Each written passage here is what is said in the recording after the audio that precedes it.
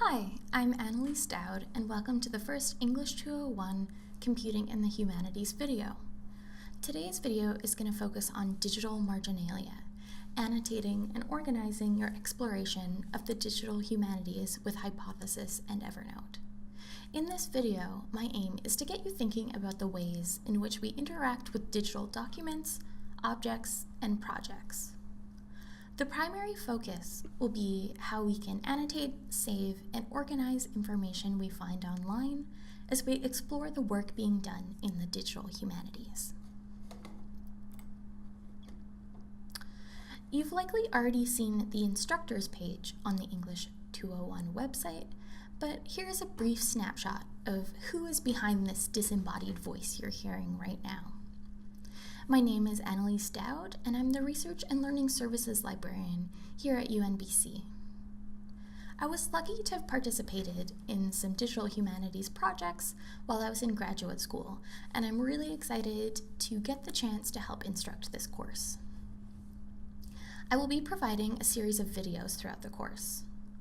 The videos I create for this class will not be hour-long lectures, but instead will be short videos discussing some of the themes of the week with a focus on tangible tools. If you'd like to contact me with any questions regarding the content of these videos, here's my contact info. As Mattermost is our communal hub of communication for this course, please contact me there. You can either @ me to notify me you've made a comment directed to me specifically, or you can also send me a direct message. I've also listed my UNBC email as well in case you need to get a hold of me there. So on with the show. The humanities have been defined for centuries as the study of culture from the documents, objects, and artifacts created by humans. Some disciplines we often think of when we discuss the humanities are literature, history, philosophy, visual art, and anthropology. Historically, what these disciplines had in common was that they were the study of the tangible and material, whether it's written text, a painting, or a relic from ancient times. Classically, in doing the work of the humanities, that includes researching and analyzing these materials, it required some sort of interaction with the tangible object of study. So whether you are looking at a painting, or reading a book of philosophy, or interacting with an ancient sculpture, these are all physical objects that before the digital age we would need to be in the presence of and interact with. In physical texts, this was often manifested as marginalia, the comments, critiques, ideas, or even pictures drawn in the margins of a book. This practice is inherent to the humanistic tradition, as it allows one to comment on, question, argue with, and provide clarity, which is all important to the analysis required in humanistic practice. Although librarians and teachers may have reprimanded you for marking up books, the practice of writing in the margins of text has been reinforced by great thinkers for centuries, from Erasmus in the Renaissance period to Nabokov. So here we can see the ways that marginalia in textbooks largely haven't changed over the centuries. In the 16th century, we see marginalia by the Italian painter Agnolo Brazino, where he was marking up his own personal copy of a book of history.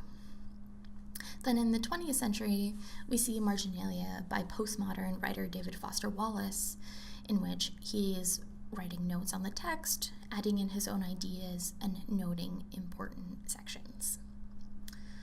But now that a great deal of texts we read are online, how do we do the work of marginalia with the digital? One way is with online annotation tools like Hypothesis, which you've been asked to use for this course and likely already have a bit of experience with at this point. With Hypothesis, you're able to not only create annotations directly where the text resides, but it's also a public community tool that promotes dialogue and communication between others who are using it as well. Where if you highlight and mark up a physical book, those notes are primarily for your eyes only, or perhaps a select few you choose to share this personal copy with. However, tools like Hypothesis allow you to make the process of annotation, which is typically a solitary activity, into a communal one. It's important to note that Hypothesis is by no means the only annotation tool out there. There are many, but Hypothesis is chosen to use in this class because it's intuitive, quick, and widely used. Later in this video, I will briefly demo how Hypothesis works and how it can be used to annotate readings for this class. As we've seen in the first week's readings, the digital humanities is this amorphous term that seems to defy definition at every turn. Often, with the digital humanities, it's best to see the output of DH, so real digital humanities projects, in order to understand what the digital humanities is. And through looking at these projects, we can see the variety of different works out there in terms of research questions, scope, and the technology and tools used. So this week, you'll be asked to do just that, to find and annotate digital humanities projects. One tool to consolidate and organize what you find, annotate, and take notes is Evernote, which you are being asked to use for the remainder of this class. Perhaps you're already an Evernote user or use a similar tool, such as OneNote. In that case, well done. They're both really helpful tools, both in terms of personal organization as well as research.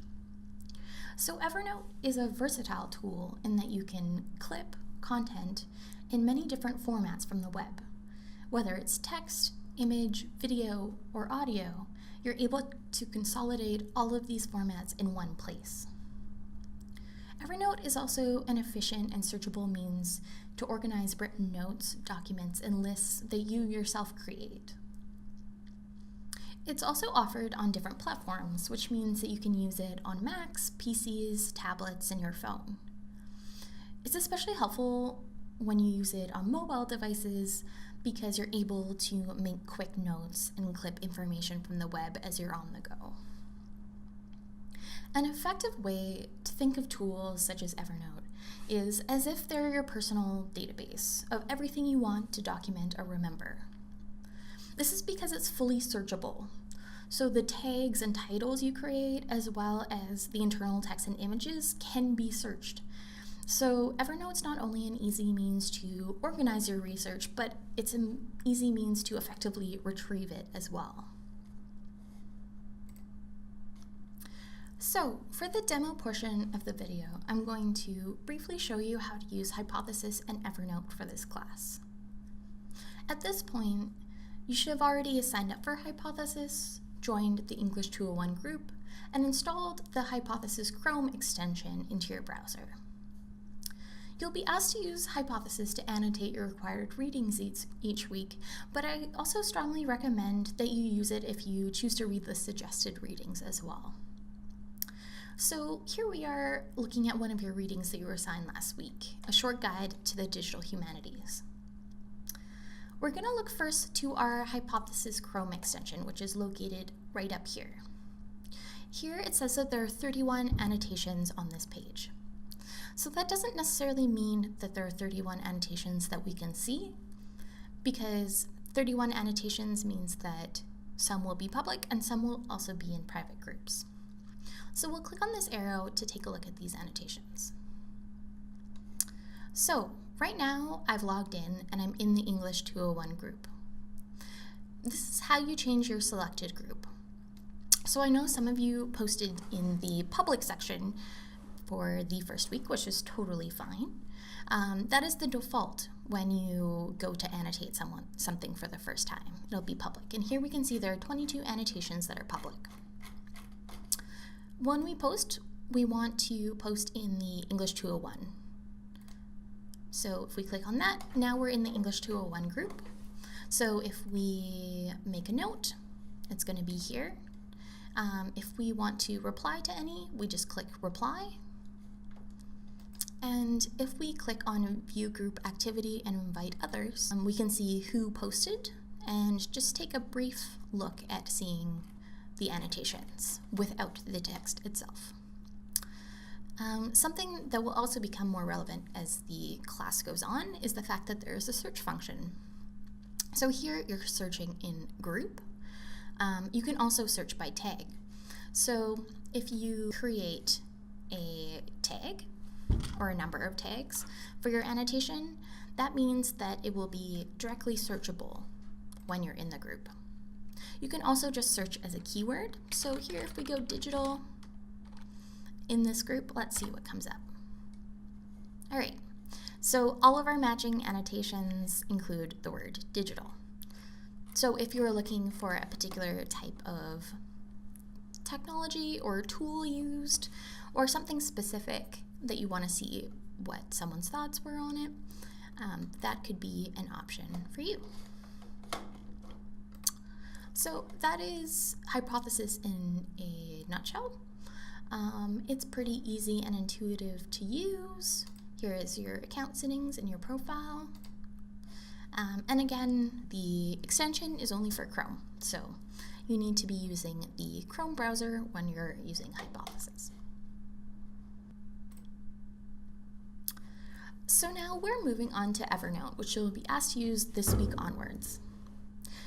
So when we are on this home page here, if we go to Explore and Getting Started,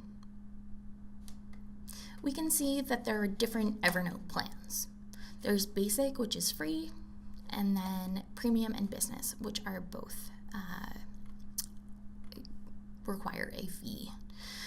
For the purposes of this class, Basic is more than enough memory and storage, and it contains most of the essential features that Evernote has. So just sign up and log in to access the free account. You'll also want to download the web clipper. So similar to Hypothesis, there is a Chrome extension that you'll be able to clip information from the web. So here I already have the web clipper downloaded here into the bar. So let's take a look at what Evernote looks like. So I'm going to log in, sign in with Google, and here we are in the web version of Evernote. So it's also important to know that Evernote has a desktop option for both Mac and PCs. I actually prefer the web option. I find the interface, so how it looks and the usability, is a little bit cleaner and simpler, and all of the features that I typically use for when I use Evernote are available in this browser web option. So I'm going to show you how to use Evernote in the web, and if you have any questions about using Evernote on different platforms, feel free to contact me, but it is pretty much the same. So Evernote follows a certain format. First of all, you have notes. So notes are things that you clip off the web. You also can create notes as well. So if you are going to type up a note or add some media, you can create your own note. Notes are consolidated into notebooks. So here I have a list of notebooks. So I have stuff that was related to my graduate school. I also have stuff related to work, as well as personal stuff too, like trip plans. So with notebooks, you'll want to group your notes thematically. So for this class, I'm going to ask you to create a notebook of the digital humanities projects that you come across and annotate. So an example I have here is English 201 Digital Humanities, and I have a list of projects here, which are bookmarked and I can access here. So going back to notebooks here, we see the ways that notebooks themselves can be grouped together as well. Here with trip plans, I have a stack of notebooks. So these are all notebooks that share thematic content across them. So a way to create stacks is to simply move it on top of another one to create a stack, and then you can title that stack as if you had a stack of books on your bookshelf. Let's create a note and see how this works. This week you're asked to find a number of DH projects and describe and analyze their methodology and content. So let's say I'm interested in DH projects that deal with the theme of social justice. I pulled up this list online, and I'm going to note here that many lists of DH projects exist. So this is an easy way to find different projects online, is looking at directories such as this. So I'm looking at this list and I'm going to try one here. So let's try this one, the Digital Memory Collective. It looks like this is a DH project looking at the history of Chicano rights and the movement during the civil rights era. So let's take a look at this project. What methods or technologies seem to be used? So maybe we'll go to visualizations.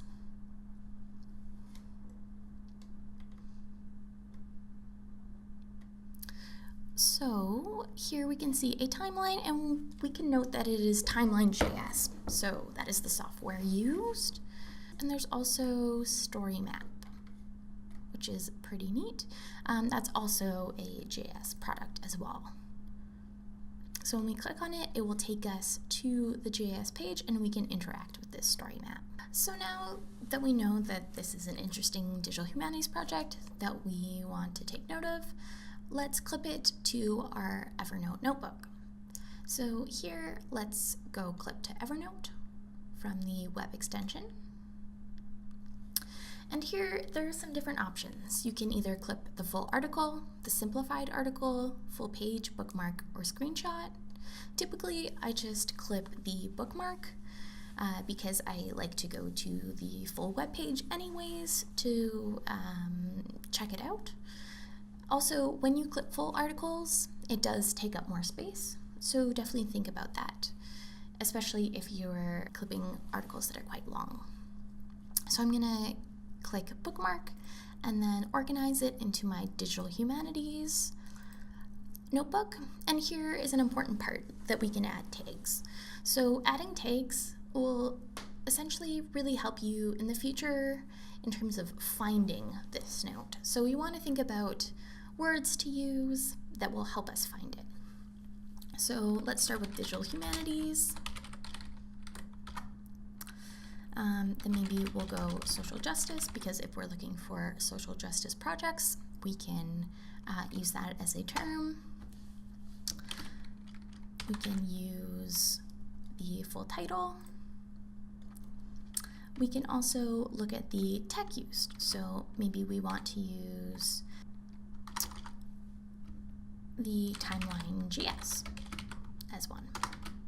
And here we can see the tags that have already been created by me, and it will pop up.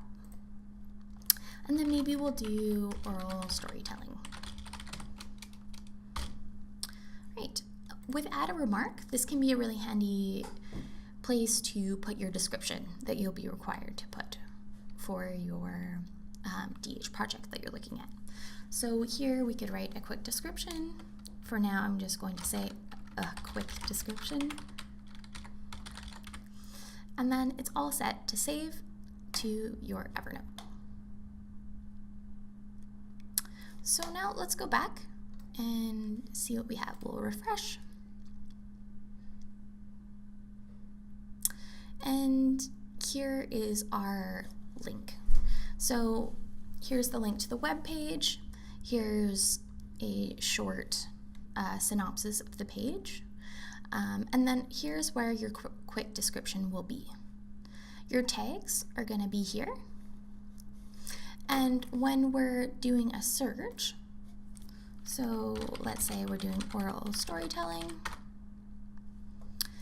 that is one way to be able to re-find this in the future. So especially if you get to the point where you have many notes, this can be really, really helpful. So the last thing I'm going to show you in Evernote, which is important for your upcoming activity, is how to share a notebook. So when we're in our notebook and we go to share, we click on this little arrow and we go down to modify sharing. Share notebook will allow you to share with a specific person, so typing in their email address, and that can be helpful. But for this class, we're going to want to create a public link so that any of us can check out your notebook. So we'll go to Modify Sharing and click Publish. And then we'll have a public URL, and this is something you can post in your blog post, and then we'll be able to see your notebook, and you'll be able to see other people's notebooks to get a chance to see what other folks thought was interesting. So just copy that link, and then you'll be able to have that public link. It's also important to note that this link will not give other people access to your account by any means. They won't be able to post or see other notebooks. It will only allow them to see and access one of your notebooks.